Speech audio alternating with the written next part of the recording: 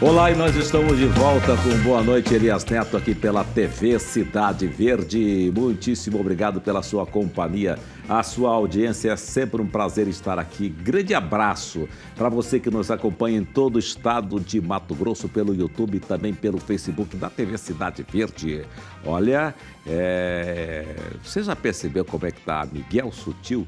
Eu falo de vez em quando isso, tá insuportável andar por ali, mas eu tenho observado as obras, eu acho que ao final vai ficar uma maravilha você andar naquela região do Complexo Leblon, por exemplo, né? Vai ser uma obra maravilhosa que deveria ter ocorrido, se não me falha a memória, lá para a Copa de 2014. Você imagina se essas obras tivessem ficado prontas naquela época? Ia ser muito bacana, já estaríamos livres de tudo isso. Mas é assim mesmo, né? Você não faz o omelete sem quebrar os ovos, né? É antigo isso aí que eu estou te dizendo agora, mas é uma verdade. Bem, vamos então falar agora sobre o entrevistado desta noite. Já coloca a imagem dele na tela. O entrevistado de hoje é ex-jogador de futsal e campeão internacional, natural de Cuiabá. Iniciou a carreira nas quadras de Mato Grosso e construiu uma trajetória brilhante na Europa, com passagens por clubes como El Poço Múrcia, Dinamo Moskva e Barcelona. Acumula conquistas de expressão como 3 Champions Leagues de futsal, 4 campeonatos espanhóis e uma liga russa. Por isso, a gente diz boa noite, Leandro Esquerdinha. Boa noite, Elias. Tudo bem, meu caro? Tudo bem, graças a Deus. Me diz uma coisa, ainda tem gente que pergunta assim, por que Esquerdinha? Ainda acontece, por muito que o apelido esteja muito claro, né? Sim. Mas acontece. Não, quer dizer, depende, né? A bomba está na esquerda. Um apelido de criança, acho que eu tinha 8 ou 9 anos e... Já chutava forte assim? Não, canhoto, né? Vamos dizer que canhoto. Sim. E aí começaram a me apelidar de Esquerdinha no clube que eu jogava aqui em Cuiabá. Joguei em vários clubes aqui em Cuiabá. E me começaram a chamar de Esquerdinha, e o apelido, quando você não gosta, pega, né? E aí começou e ficou. Ficou e levou você para o mundo com esse apelido aí, né? Exatamente. Hoje, assim, no meio do esporte, é Esquerdinha. Leandro, pouca gente conhece. Pouca gente conhece. Pouca gente. Exatamente.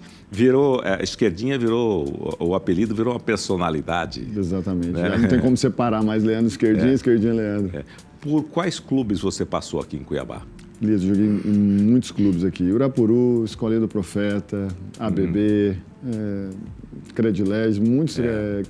colégios particulares, joguei campeonatos brasileiros por colégios particulares. Sim. Então, assim, se a gente for contar futsal e campo, no mínimo aí uns 8 ou 10 escolas. 8 ou 10 escolas. Futsal e futebol, né? O Profeta ainda está por aí? Sim, tem um projeto dele lá, muito bem avaliado, né? E o Irapuru? O Irapuru também, é um clube muito tradicional, né? Em Cuiabá, há muitos anos. Eu não tenho ouvido falar muito no Irapuru. O Irapuru tinha futsal, tinha, acho que vôlei, né? Tinha outras modalidades, mais né? Futsal. Mais futsal, né? O Irapuru continua no campo. Meu filho, inclusive, joga muitas vezes, joga contra o Irapuru muitas vezes. Então, o clube continua estruturando, é um clube muito tradicional. Minha época, o futsal também do Irapuru era muito forte, o professor Marcos Penha, lá o Chico. Então, são pessoas que fomentaram o Irapuru. O seu filho já está na área? Ele joga, né? Eu tenho um de 11 anos e um de 7. Ele joga futsal e campo, está nessa transição aí. Sim. Um agora acabou de ingressar na base do Cuiabá lá, sub-11, está lá, na caminhada dele. E aí você passou por clubes brasileiros e pela Europa toda, né? Como é que foi essa trajetória sua aí?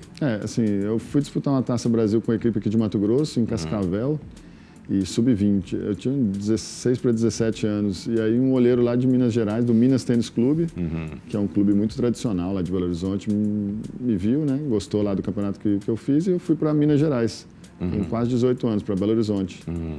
E aí eu fiquei apenas 6 meses lá nesse clube, no Minas Tênis Clube. E a gente foi jogar uma Taça Brasil em Natal. Taça Brasil de futsal adulto, aí já campeonato adulto. E aí tinha olheiros da Espanha, da Europa. Essas Taças Brasil geralmente eles vêm, né? E aí foi quando eu fui com 18 anos para o Pozo Múrcia da Espanha, já com 18 anos já profissionalizado. Adulto, isso, né? profissionalizado. Isso. Tem que ser adulto para profissionalizar? Sim, principalmente nessas negociações de Europa e Brasil, acima de 18 anos ali, né? Aí já é mais profissional. Aí teve uma negociação entre clubes, da mesma forma que acontece com o futebol, com outros esportes, tem essa questão da idade, né? Mas fui bastante novo considerado, né? 18 anos saí para a Europa. Sim. E aí, ficou quanto tempo lá? Eu fiquei, no total, eu aposentei em 2022, eu fiquei dos 18 aos 36 anos. Então, são 20 anos de Europa. E eu tenho mais tempo fora que aqui, praticamente. Sim. E fiquei 11 a 12 anos na Espanha no geral e 7, 8 anos na Rússia, né? Você ficou dos 18 aos 36? Profissional. E aí você esteve na Rússia e também... na Espanha e Rússia, né? Espanha porque eu fui para a Espanha e passei para o Pozo, para o Segovia, aí eu fui para a Rússia. Na verdade, fiquei na Rússia quase 6 temporadas. Aí quando teve o convite do Barcelona para voltar para a Espanha. Sim. Então, entre idas e vindas, nós estamos falando aí de 20 anos de carreira, né? Contando esse um ano praticamente do Brasil e 19 anos fora. Sim. A Rússia tem um futsal bastante forte, né? Tem. Assim, pelo momento que passa agora em termos de guerra, essas coisas, é claro que tudo prejudica, né? Mas nós estamos falando aí do ano de 2014 até 2020, 2013 até 2020, era um campeonato muito forte. Tanto que a Rússia chega em semifinais, finais de campeonato do mundo, sempre assim, né? Por não dizer todas as vezes, mas sempre está ali em semifinal, final. Tem muito brasileiro naturalizado. Né? Né? Eu joguei pela seleção da Rússia também, sou naturalizado russo, mundial pela Rússia. Fala bem o idioma? Eu tive que aprender, né? Para ser naturalizado, tive que aprender. Falo melhor que escrevo. Fala melhor que escreve. Muita consoante junto. Né? Muita consoante junto. E espanhol domina aí já é mais fácil, plenamente. Já é mais fácil, parecido, né? Agora, espanhol ele é parecido, mas tem coisas que se a gente achar que é aquilo, a gente pode entrar pelos canos, né? Nem tudo tem o mesmo sentido, né? É verdade. Mas assim, o espanhol, de todos os idiomas, eu acho assim, é o mais próximo, mas também tem que ser estudado. E é bonito, né? Tem uma sonoridade bonita também, né? E na Espanha, e em Barcelona tem essa peculiaridade do catalão, né? Eles têm a língua interna deles. A diferença é muito grande? É muito diferente. Um catalão raiz falando, você não entende ele falando. Um espanhol falando, né, deduz no portunhol. Mas um catalão falando é muito difícil. Meu filho nasceu na Espanha, né? Um nasceu na Rússia, outro nasceu na Espanha. E ele foi alfabetizado em catalão. Então, assim, já é outro idioma. Então, ele escutava espanhol na rua, catalão no colégio e português em casa. Então é assim, meio que uma mescla de coisas, que uma coisa tem nada a ver com a outra, né? Né? Então, mas que oportunidade que essa garotada teve, né? Bacana. Foi, sem dúvida nenhuma, muito legal, interessante. Criança absorve. Realmente, eu tenho curso de espanhol, né? Legal. Então, e a gente percebe, se você não exercita, né? Mas quando eu ouço espanhol, eu entendo praticamente tudo. Mas algumas palavras, assim, me pegam. Foge, né? Foge, né? Você tem provavelmente a memória aí vai te puxar alguma exatamente. coisa. Pena dos meus filhos nessa área, pena de terem vindo e perde a prática, né? Acaba que vai passando vou fazer 3 anos que eu estou aqui, acaba perdendo um pouco. Mas experiência. E tem a memória, né? De ficar ouvindo alguma coisa. Sim, exatamente. Engraçado, né? Eu me lembro de você ainda aqui. E aí você está me falando que tem esse tempo todo. Pois como passou, né? Passa. Como o tempo passa. Você já esteve na seleção brasileira de futsal? Então, eu tive que optar pela Rússia ou pela brasileira. Na época que poderia ser a seleção brasileira, que eu estava considerado em condições, talvez, de ser com uma convocação, a seleção brasileira, na minha posição, era muito bem servida. Tinha Lenísio, Betão, assim, a galera do futsal vai saber quem era. Então, o Brasil tinha acabado de ser campeão mundial aqui no Maracanãzinho contra a Espanha. Então, era muito difícil entrar naquele momento, né? Eu jovem ali, 22, 23 anos. Foi quando veio o convite, ali já com 25 para 26, da seleção russa, eu já jogando na Rússia. Então, assim, contratualmente, várias coisas seriam melhor se eu jogasse por lá, né? Então, eu aceitei o convite e, juntando essas duas coisas, eu optei por jogar lá pela Rússia. Sim. Naquela época o Falcão já estava por lá? Falcão, Lenísio, Vinícius, uma galera, seleção muito forte. Seleção muito forte, Está considerada a melhor de todos os tempos. Né? Ganhou 2 mundiais seguidos. Se você recordar, aquele mundial que o Falcão faz o gol na semifinal, mesmo com a paralisia, ele teve na semifinal, ele entrou contra a Argentina, então assim, é uma seleção muito marcante essa dessa época. Né? E aí hoje você optou para... Você é empresário? Como é que é a sua vida hoje? Assim, voltar a Cuiabá, 95% é pela família, né? Sim. Eu cresci aqui, sou cuiabano, né? As quadras do Poção ali, cresci ali naquelas... Você é do Poção? Cresci naquelas quadras do Poção, as 2 quadras ali, era a minha infância inteira. Então, meus pais são daqui. Meus filhos ficaram todo esse tempo sem conviver com os avós, então assim, tinha esse desejo, minha esposa também, né, de estar perto, então assim, o desejo de voltar mais família. E aí nesse processo de voltar, é claro que a gente tem as coisas aqui em família, né, então a gente nós fomos nos adaptando aí. E os seus filhos estão curtindo os avós? Tá bem, graças a Deus, já tudo bem já, de volta aqui para Cuiabá. No começo estranho um pouco, né? Sim. Cultural por terem nascido lá, mas tudo certo, graças a Deus. Mas você chuta com a esquerda e com a direita? Aprendi a chutar com a direita. Tem que ser, né? Nesse nível profissional tem que aprender a chutar com a direita. Exatamente. Você chegou de participar, eu acho que não, de participar do... Que na verdade as pessoas... Era conhecido como futebol de salão, né?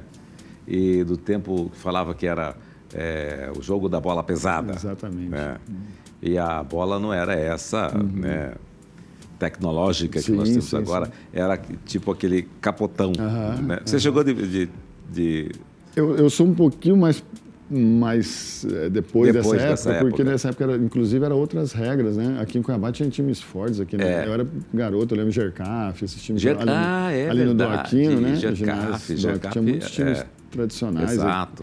E aí eram essas regras, a bola um pouco menor, a quadra menor, acho que, se eu não me engano, eu só podia fazer gol dentro da área. Então, esse é o futebol de salão, né? Eu peguei, nessa época, devia ter 4, 5, 6, 7 anos ali. Porque quando eu comecei mesmo a jogar em 12, 13 futsal, já era a regra mais atual. Mais atual. Você pode fazer gol lá do outro lado, fazer gol aqui sem problema. Lateral com os pés. Sim. Nessa época, o lateral era com a mão. Era com isso, exatamente. Eu lembro de muito, assim, meu pai às vezes levava para assistir no Aquino jogos dessa galera. Tem muitos amigos dessa época aí, eu sempre revejo. Eu joguei um pouco futsal na minha adolescência.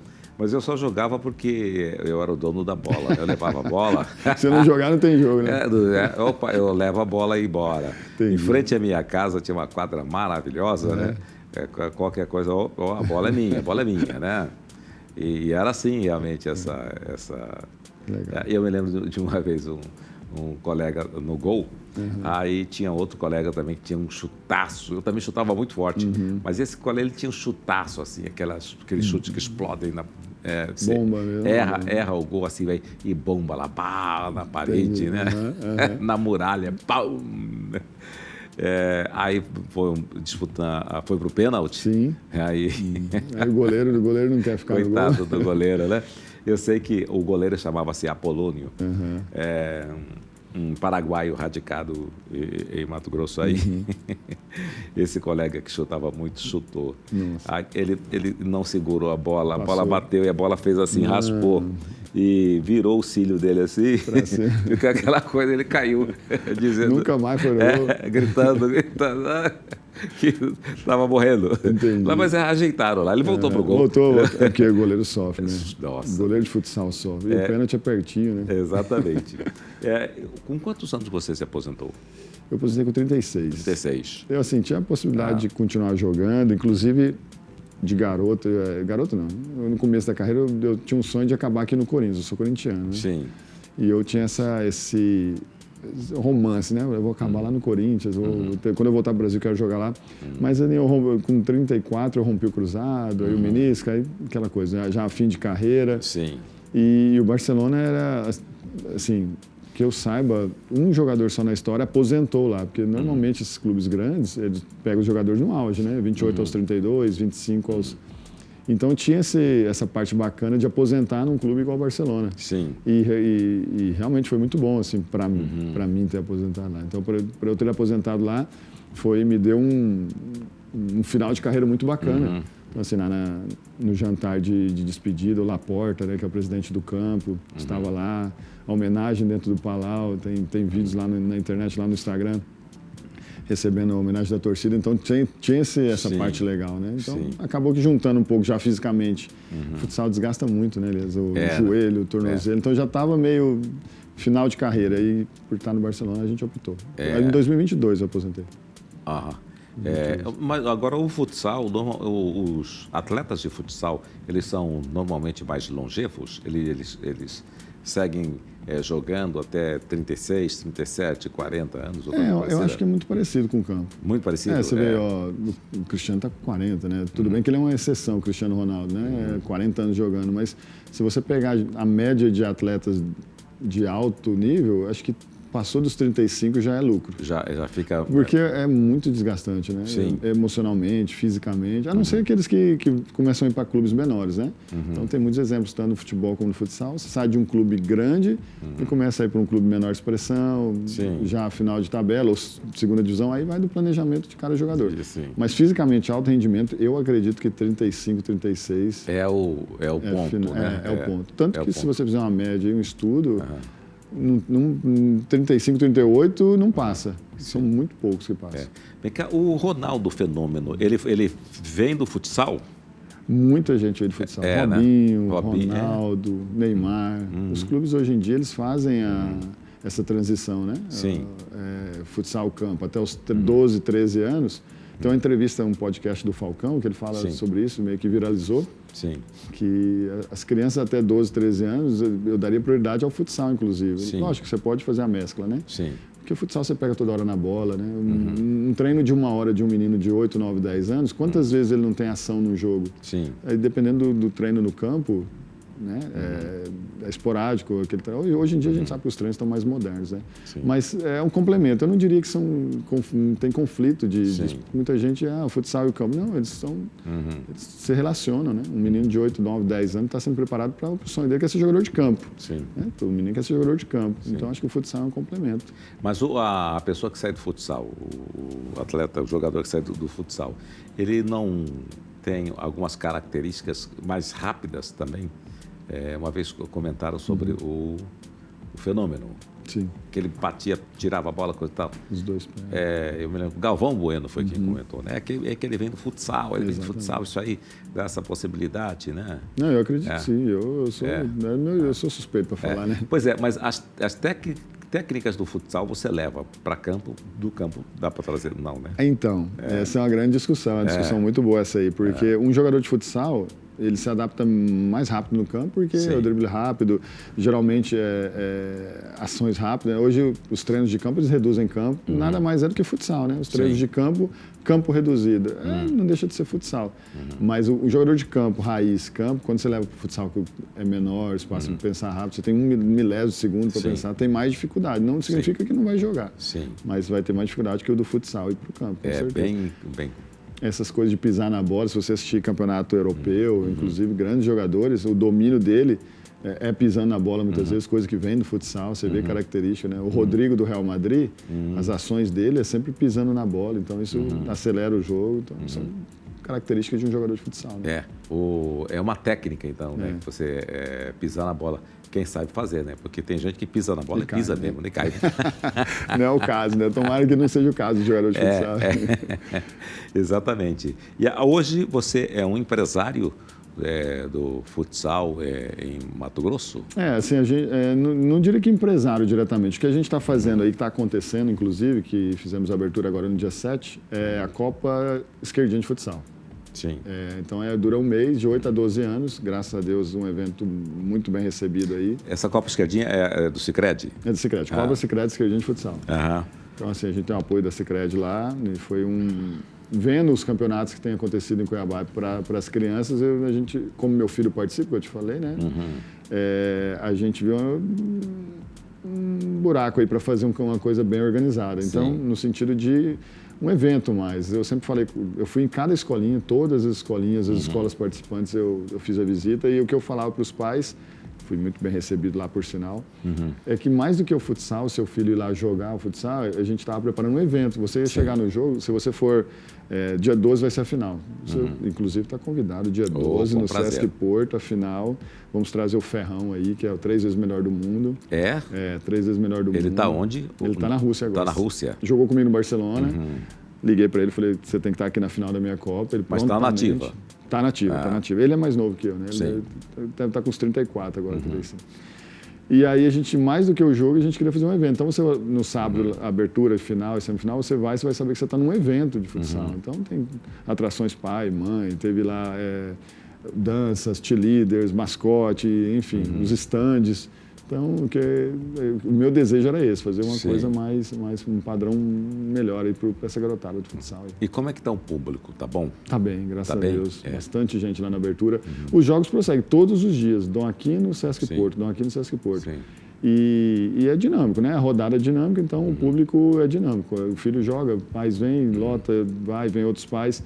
Mas abertura, semifinal e final, tem dado um público bastante legal. Bastante, porque me parece que houve um vácuo, um vazio por um certo tempo em Cuiabá, do público para o futsal. Assim como ocorreu também no futebol, né? Do público para o futsal.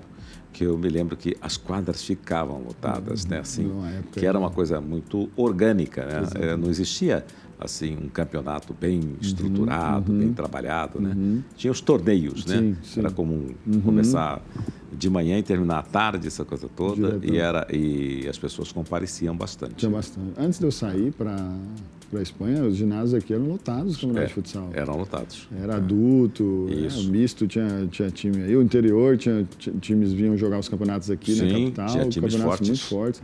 Assim, o Mato Grosso é futsaleiro, a gente fala, né? A gente usa o termo futsaleiro.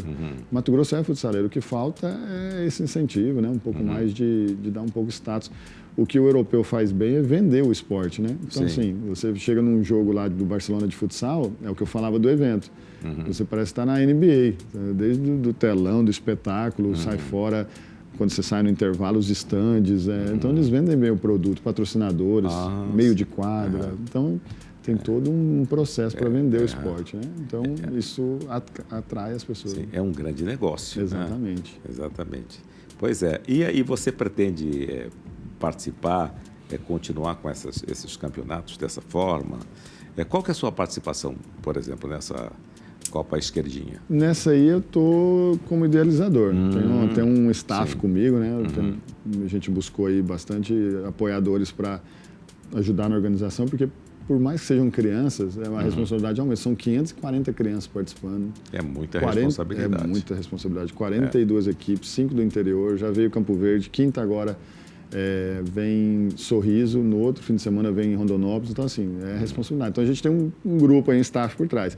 E a minha função é o que eu te falei, tá ali na parte de cima, tentando mostrar que o produto é bom, que os meninos precisam desse apoio, que o futsal é mais do que só ir lá e bater bola, que é disciplina, aquilo que a gente fala, que o esporte é ferramenta, disciplina, educação.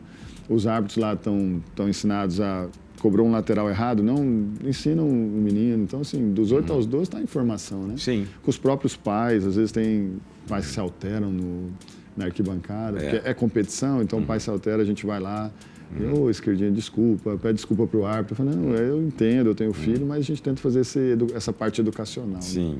Né? Porque tem pai que perde a linha completamente, né? Tem. Por muito que sejam crianças, quando fala que está competindo... Né? Nossa Senhora.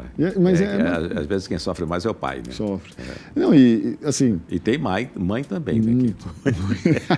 Essa parte da mãe a gente tem que saber lidar, porque é mãe, né? Coração de mãe. Só que a gente tenta mostrar que o esporte, o competir é bacana. Porque a criança tem que saber perder, dentro de um contexto, ela tem que saber perder, frustrar... É educacional, é pedagógico. É pedagógico, exatamente. A palavra é essa, é pedagógico. Hoje em dia, a gente sabe, nós temos filhos aí, a gente sabe que o mundo hoje em dia super protege, isso às vezes psicólogos falando que isso é prejudicial, então a gente tenta usar o esporte como trabalho em grupo, dependência do seu amigo, você vai perder, você vai errar, o treinador vai chamar a sua atenção, que hoje se perdeu. Na minha época, na nossa época, os treinadores falavam com a gente e a gente baixava a cabeça. Hoje em dia, dependendo do treinador, o tom que ele fala, a mãe já, opa, por que você está falando assim? Né? Então, assim, a gente tenta dar essa igualdade. Eu conheço um pai que, não sei como é que está a situação, ele levou o garoto para várias modalidades. Sim. Levou para futsal. Não gostou, por coisas assim. Levou para o karatê, comprou kimono, botou kimono do garoto, essa coisa toda. Aí o mestre deu uma bronca, né? Certo. Não, para cá. Falei, para cá, mais rápido assim, faz isso, tal coisa. Não, tá sentado por quê? Não. Tirou o filho. E assim foi. Eu acho que o garoto não vai ter que decidir por ele mesmo com 20 anos. Entendi. E aí, dependendo, né, do que ele decidir, pode ser tarde. Às vezes o pai tem até culpa. Às vezes a intenção era boa levar nos esportes, mas por outro motivo, né? Porque não queria que ele fosse chamar a atenção, né? Exatamente. Isso é ruim, né? Eu vi uma reportagem, já tem um tempo, dos pais que cobravam exaustivamente os filhos. Inclusive tinha um pai dizendo, não, ele não tem que perder, ele tem que ganhar, ele treina para ganhar e coisa lá. Eu falei, poxa vida, que coisa louca. Já começa errado, né? Primeiro ele tem que perder mesmo, ele tem que perder também. A frustração é importante. É lógico que ele não vai treinar para perder, né? Sim. Mas perder faz parte. Exatamente. Meu filho mesmo, com acho que até os 8 anos, 9 anos, perdia, chorava. Aí você vai fazer aquele processo emocional, né? É normal que você você deu o seu melhor, eu fiz o que eu pude, então tá bom, na próxima vai ganhar. O ruim, o que a gente cobra das crianças, a gente fala, não é desempenho, o que a gente cobra deles é vontade de fazer as coisas. Sim. Seu filho vai lá, luta, corre, suor e escuta o professor, o treinador perdeu, o ruim é quando vai lá com a preguiça para fazer as coisas, corpo não obedece, mole, não obedece. O professor fala, não tá, isso é ruim. Mas se for lá, deu o melhor, perdeu, tá tudo certo, a próxima a gente ganha. Verdade. Você falou que você visitou as escolinhas. Temos muitas escolinhas aqui em Cuiabá? Tem bastante. Assim, tem um número grande de... que intercalam entre escolinhas e escolas particulares que fazem, né? Então, tem muitas escolas particulares que têm o futsal como atividade extra. Então, mesmo que você não estude no colégio, eles têm o futsal, né? Então, acaba que a quadra do colégio é usada para o futsal. E tem as escolinhas específicas mesmo de futsal. Sim. Então, no total, nós estamos falando aí de pelo menos... São 42 equipes inscritas, mas eu acho que deve ter pelo menos aí umas 18 ou 20 equipes diferentes. Diferentes. Nossa, entre interior e capital, né? Gente é beça, né? E porque a gente também limitou um pouco, porque senão a gente queria fazer algo mais controlado, um evento, Deus abençoando aí, dando tudo certo. Na segunda edição a gente abre mais o leque para mais equipes. E é um evento que tem que ser cercado de cuidados, como, por exemplo, segurança, tem tudo. Médico, corpo médico, o que mais que tem que ter? Na abertura, que é um evento mais focado, aí ambulância, né? Aí estava lá policiamento. E durante a semana que os jogos são mais... Às vezes tem 2, 3 jogos, tem essa assessoria. Mas semifinal e final, que são os jogos mais longos, né? Durante quase todo dia, ambulância, policiamento, tudo certinho. Que é uma preocupação, né? E esse tempo todo que você passou no futsal, valeu a pena? Financeiramente, por exemplo, valeu a pena? Foi interessante? O futsal nunca vai ser comparado com o campo, né? Sim. Em termos de contratuais, mas foi muito bom mesmo, assim, quase 20 anos aí, vivi disso, consegui fazer um pós-carreira aí para voltar para Cuiabá, estar perto da família, hoje trabalhando na empresa aí familiar, com esses projetos paralelos, então assim, acredito que o futsal é um bom negócio economicamente. Sim. Não é comparado ao campo, né? Às vezes as pessoas foi para o Barcelona, foi para a Rússia, então já fazem as contas do campo, né? Sim. Mas não, é uma realidade diferente, mas também muito bacana. Né? E a empresa familiar de que é? É de autopeças para ônibus. Meu pai ele veio em 84 para Cuiabá e montou uma das primeiras empresas de ônibus aqui, de peças para ônibus. Quem que é seu pai? Marinho. Meu pai é Marinho Rodrigues. Você fala em peça de ônibus em Cuiabá, é ele. Sim. Tá lá até hoje. Aí ele montou em 84. E aí, há uns quase 12, 15 anos atrás, e eu já lá fora, a gente decidiu montar essa nossa familiar. Estamos aí até hoje, MT Bus. MT Bus, exatamente. Eu conheço. Já fazendo merchan aqui. Aí, Elias fazendo merchan. E aí você fica o dia todo por lá. Mas você ainda treina? Faz um treino? Eu faço academia, mas um dos motivos de eu ter parado, igual eu comentei, era mais essa questão física mesmo, de estar mais desgastado. Mas a academia, para tentar manter, a gente faz. Sim. Né? Porque tem que manter um pouco. Aqueles grandes jogadores do futebol, eles muitos saem do campo e vão para o futebol de areia. Não é mais pesado o futebol de areia ou é mais técnica, uma coisa assim? Eu acredito, pelo que a gente vê assim, falar, é por causa justamente do impacto. Porque o joelho, coluna, né, o tornozelo amortece. Né? Então, você com 40, 45, né, geralmente os ex-jogadores, né, 40, 45, na época o Júnior, né? Muitos jogadores, justamente pelo impacto. Sim. Porque pisada e freada, a areia amortece. Sim. Hoje em dia a moda do futevôlei. O futevôlei é muito de moda justamente por isso. É um jogo controlado, né? Você não tem o choque físico, amortecido. Sim. E o jogo que você tiver gasta energia, né? Você consegue manter fisicamente. Tecnicamente é um jogo muito difícil. Super difícil. Mas você mantém ali com menos impacto, acredito eu. Menos impacto, né? Mas o futebol de areia também está muito forte, né? O Brasil tem um time... agora, não ganhou? Parece que ganhou, sim. Acho que é semana... É interessante que ele ganha sempre de goleada, né? Ganha. Mas de vez em quando encontra um topeira pela frente, né? Tem times fortes aí, né? Tem times fortes, mas eu acho que ganhou mesmo. No mundo, quais são os times mais fortes? De futebol de areia? De areia. Eu não acompanho muito, mas Portugal... Portugal, Espanha... já vi Portugal trabalho, Espanha, Brasil. Acho que são as três, E no futsal, Rússia, Argentina... É uma loucura quando está tendo futebol de areia com os grandes lá em Copacabana. Nossa Senhora, fica uma loucura. Eles montam lá, Eles montam, né? E aí as pessoas chegam 4 da manhã para ver o jogo. É bonito de ver o evento lá, né? Exatamente. Eu nunca consegui entrar para ver. É um jogo bonito. Você sempre acorda depois, né? Que é de madrugada lá, né? Depois se passa, né? Exatamente. E quais são os seus planos? Além desses campeonatos, você tem outros planos para investir no futsal? Assim, a princípio nós estamos com essa Copa aí. A gente tem tentado levar para o interior também depois dessa edição, né? Fazer por polos. Então, vamos ver como é que vai funcionar esse pós, fazer um levantamento, né? A gente, como eu disse, a gente está tentando montar um produto que atende as crianças da melhor maneira possível, quadras boas, estrutura que assim, às vezes passa longe de ter, e tentar, se isso fixando, a gente fazer nos polos, né? Esse é o meu maior projeto hoje em termos de futsal. E eu sempre vou, desde quando eu cheguei, antes desse projeto, vou nas escolinhas, com o maior prazer. Me convida, eu vou lá. No Instagram tem muitos vídeos lá da gente participando de palestra. Então, estou sempre aí no meio do futsal e sempre me disponibilizo para os treinadores, professores, para poder... A galera agora gosta de ver quem foi. Sim. Poder estar lá, dar uma palavra de ânimo. Né? Então, você é palestrante também? Não oficialmente, mas é uma coisa que eu faço com muito carinho. Sempre que me convida, eu estou indo. E você vai, conta a sua história. E depois... E as técnicas? A gente expõe um pouco. Normalmente a gente divide em 2 partes, né? Eu conto a minha história, um garoto que saiu de Cuiabá, das quadras do Poção, que conseguiu ir para fora, mesmo disputando campeonatos aqui. Sempre tem aquela coisa que o esporte é disciplina e tudo isso.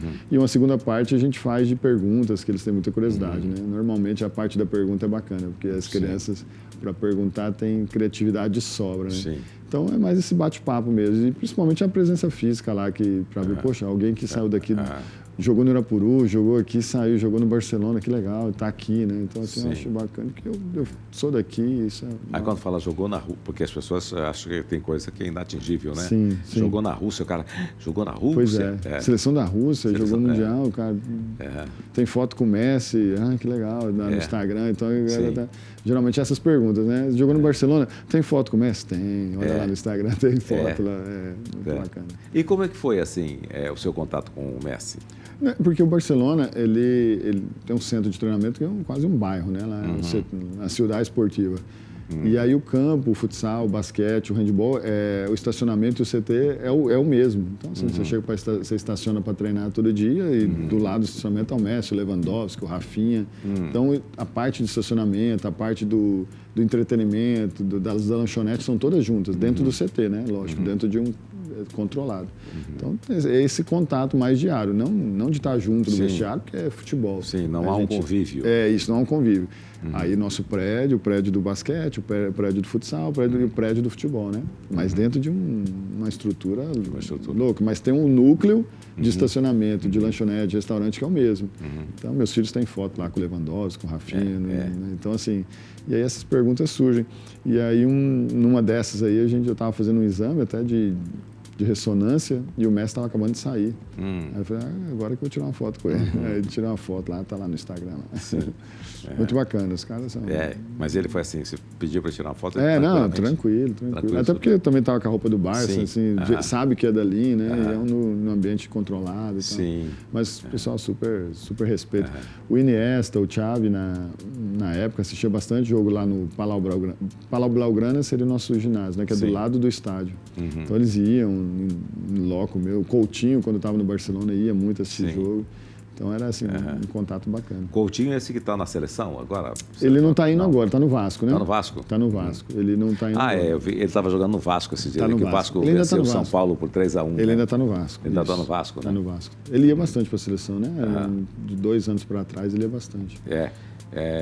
Você morava ali mesmo, naquele complexo? Não. Aí ele morava em outro bairro, né? Mais perto ali da praia, ali. Parte de morar na praia também era muito bacana. Em Barcelona, ali, praticamente tudo litoral, né? E aí o centro de treinamento estava 15, 20 minutos de casa, de carro.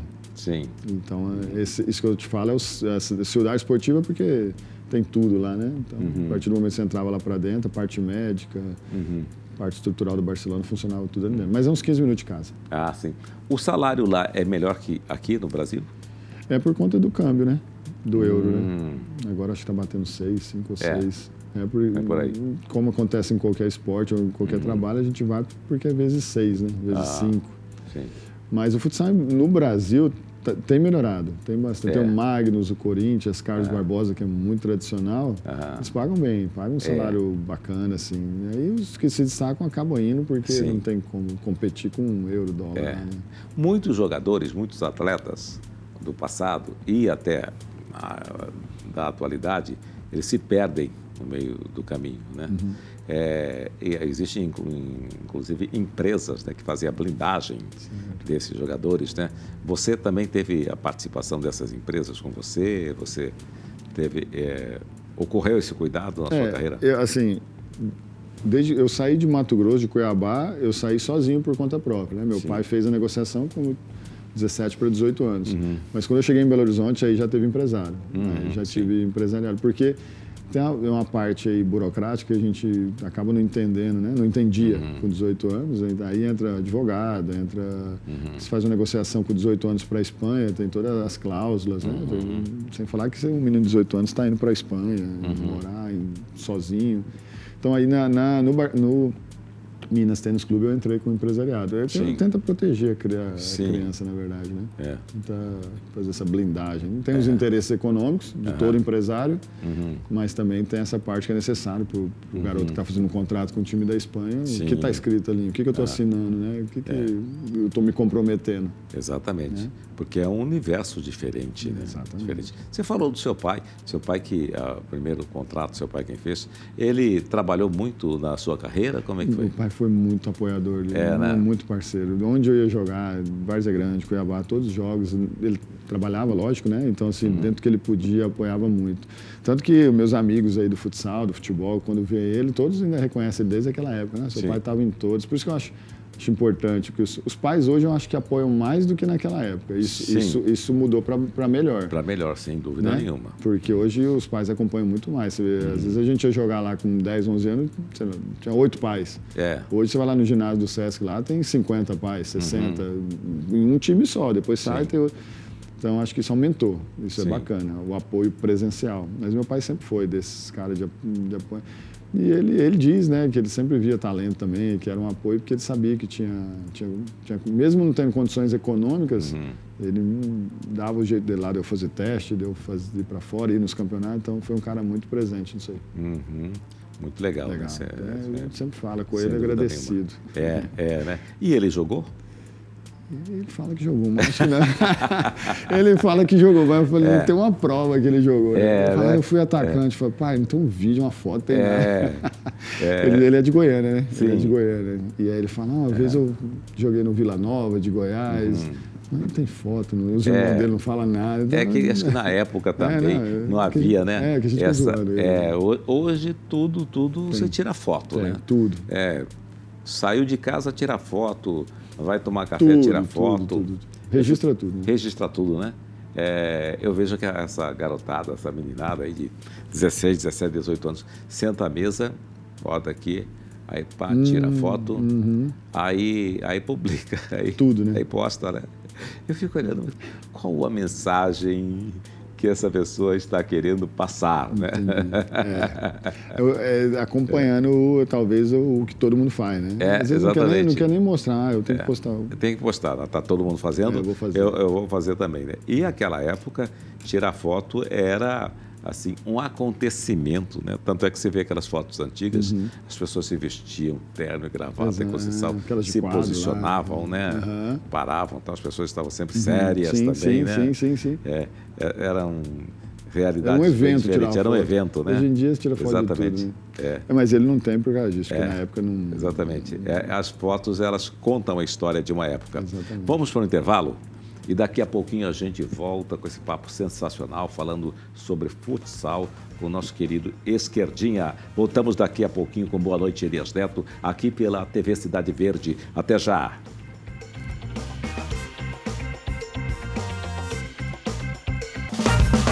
E nós estamos de volta com Boa Noite, Elias Neto, aqui pela TV Cidade Verde. Estamos num bate-papo sensacional aqui com o Esquerdinha, jogador. Eu não gosto de dizer essa coisa, jogador aposentado. Acho que jogador uma vez jogador, sempre jogador, né? Sempre leva o nome. Nós estávamos falando daquela história do seu pai, não tem, né? Eu tenho um colega também, um colega amigo, né? De televisão, que foi jogador profissional, jogou no misto, jogou no Operário, esteve uma época em São Paulo, mas aí não se adaptou e voltou. Mas aí os colegas brincam muito com ele, dizem que um jogador tal, todo mundo fala, ele fala que todo mundo conhece ele no campo, mas só tem um gol gravado. Agora já é gravado, não é nem foto, né? Só tem um gol gravado, né? A carreira inteira. Inteira só tem um gol. Jogador, eterno jogador de um gol só. Tem muito, hein? Tem muito jogador de um gol só. Igual cantor de uma música só, né? Uma música só. Aquele Morris Albert, que estourou com uma música. O Feliz. Só tem essa também. Só tem essa. Mas o mundo inteiro gravou aquela música, então ele ficou famoso por causa daquela. Ficou milionário, né? Famoso. Ganhou a vida por causa de uma música. Por causa de uma música, né? Aí eu acho que é muito bom, né? Mérito. Mas você, falando novamente aí da Copa de Futsal, Esquerdinha, que dia que será a final? No dia 12 de julho, um sábado, ali no Sesc Porto, ao lado do Sesc Arsenal. Sim. A partir das 8h30 em portões abertos, teremos as 5 finais das 5 categorias. Sim. É domingo? É sábado. É sábado. Sábado, 12 de julho. Sim. E a gente vai fazer esse evento lá, o Ferrão, confirmado presença do Ferrão. Sim. Vou montar um stand lá para ele tirar foto com a criançada, assinar. Afinal, depois do Falcão, é o brasileiro 3 vezes melhor do mundo. Então, é uma personalidade que está vindo, né? Assim, pela amizade lá do Barcelona, a gente entrou em contato e ele vai vir. Então, dia 12 de julho, a partir das 8h30, sábado, no Sesc Porto, lá um grande evento de futsal para essas crianças. Maravilha, né? E os jogos intermediários estão sendo realizados quais dias? De terça a domingo, alternados, né? Terça, quinta e domingo no ginásio Dom Aquino interno. Sim. Quarta, sexta e sábado de manhã no Sesc Arsenal, lá no Sesc Porto do lado. Sim. E aí as pessoas vão lá de graça. Vão de graça, vão lá e curtem lá o evento. Curtem o evento. Nesses jogos intermediários está tendo bom público também? Aí mais a família, né? Família. Mas tem muita gente que vai para acompanhar, mas nos intermediários é mais família.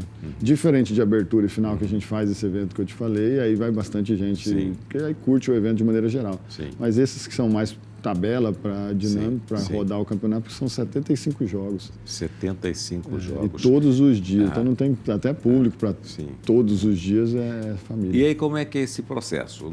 Não é mata-mata do começo? Não, você começa com grupos, né? Grupos, né? Vai se classificando, não ninguém é eliminado já no primeiro jogo, não ocorre isso? Não, no jogo não. São grupos de 4, né? Depende de quantos tem. E vai somando a pontuação. Exatamente. Vai somando tal até chegar. Isso. Mas tem todos contra todos. Tem um período de mata-mata ou não tem? Aí vai direto para a semifinal, né? Semifinal. Nessas chaves são grupos de 4, classificam 2 e fazem a semifinal. Sim. O que acontece também nos grupos que são de 5, porque teve grupos que teve categorias que são 5 em cada chave. Mas, de maneira geral, o regulamento é todos contra todos, dentro da chave, classificam 2. Sim. 2 chaves, semifinal e final. Sim. É uma chave difícil de ser feita, de ser realizada, né? Não, e jogos, por muito que sejam ainda da primeira fase, jogos, a gente viu jogos, quem acompanha ali sabe que jogos, mesmo sendo de crianças ali, jogos bem fortes, pegados dentro da gíria do futebol, mas jogos muito bacanas de assistir. Super intenso. Eu estou lá todos os dias e posso falar para você que tem jogos muito sem bacanas. dúvida nenhuma, né? Sim. E em campeonatos como esse, já dá para perceber talentos? Dá. Garotos mesmo sendo de 8 a 12, que você falou? 8 anos, você já percebe que ele, como dizia meu sogro, que ele pega bem na bola? Assim, você vê que tem algo diferente, né? Com 8 anos, né? Mas uma criança de 12, você já tem um formato. Já tem um formato. Características que você trabalha isso, trabalha aquilo outro, é um potencial. Lógico que não dá para cravar que vai ser um jogador, né? Que aí tem muitas outras, parte emocional, parte física, né? Chega um garoto aí, às vezes é craque com 10, você deve ter visto bastante também, criança que às vezes com 10, 12 anos é craque de bola, chega com 15, 16, começa a namorar, começa alguma coisa, não quero saber de futebol, então assim, não dá para cravar porque tem vários fatores. Mas hoje em dia com a estrutura que tem, assim, fisioterapeuta, nutrição, tem crianças de 11, 12 anos que tem personal trainer, faz acompanhamento com nutricionista, então hoje em dia a coisa está bem precoce, né? Sim. E aí dá para você ver o talento, mas se vai ser, tem um monte de fatores. Mas e aí, essa idade aí com o personal e tudo isso, são os pais já apostando, querendo criar uma poupança, alguma coisa assim? O que você acha assim dessas ideias?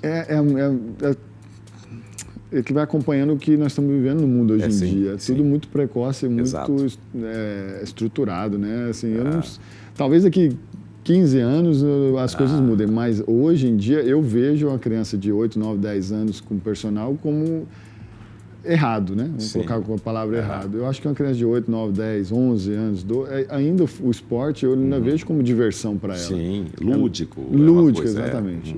Lúdico, ele vai ali para se divertir, perder, o que a gente já falou de perder ou ganhou, isso aí é o que o esporte traz. Mas eu acho que profissionalizar um menino de 9 anos, eu acho errado, né? Mas aí, se você for conversar com os especialistas da área física, ele pode te dar os argumentos dele, que uma criança com 10 anos, ele pode melhorar, né, fisicamente nisso, naquilo outro. Então, é um grande debate que o mundo inteiro está vivendo.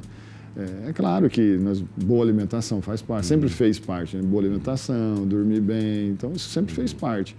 Mas acho que um trabalho profissional no menino de 9, 10 anos, acho precoce demais, né? Assim, sem falar na parte emocional de uma criança, você está preparando ela para algo que você não sabe se vai ser. Sim, né? Então devia ser algo mais lúdico. Mais aberto, né? Mais aberto. Meu filho quero comer um doce durante a semana, bolo. Vai comer o seu bolo, vai comer o seu doce, entendeu? Tem 11 anos, fim de semana. Lógico que o comprometimento com o treino é total. Você vai treinar, você vai treinar. Mas daí tá comendo doce, não vai comer doce porque isso vai atrapalhar no seu rendimento. Eu acho absurdo uma criança de 9, 10 anos. Mas doce não dá mais energia? Então, pois é, mas tem pais que podem achar que isso pode influenciar, talvez, na dieta dele. Um refrigerante, sei lá. Eu fico pensando aqui, qual seria a dieta do Garrincha? Nossa, imagina, né? Elza Soares deu uma entrevista uma vez dizendo que quando ele se encontrava com o Mussum, sim, os Trapalhões, acho que ela ficava preocupada. Eles eram muito amigos do copo. Quando se juntavam. Exatamente. E ele jogava demais. Muito, nossa. Mas também era um gênio, né? É um gênio. Hoje em dia é essa discussão que a gente fala, que talvez essa dieta, hoje não caberia, né? Sim. Também tem os dois lados, mas enfim. Exatamente. Olha, muitíssimo obrigado pela sua presença aqui. Eu que agradeço. Boa sorte e bom trabalho, né? Aí nas suas Copas. E parabéns pela Copa levar o seu nome. Obrigado. Né? Eu acho que a gente precisa reconhecer os talentos e principalmente os nossos talentos, né?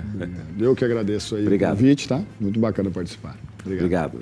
A gente fica por aqui. Muitíssimo obrigado pelo seu carinho, sua audiência. Um grande abraço. A gente se vê sempre aqui na TV Cidade Verde, de segunda a quinta, de 19 às 20 horas, com o Boa Noite, Elias Neto. Um abraço. Até.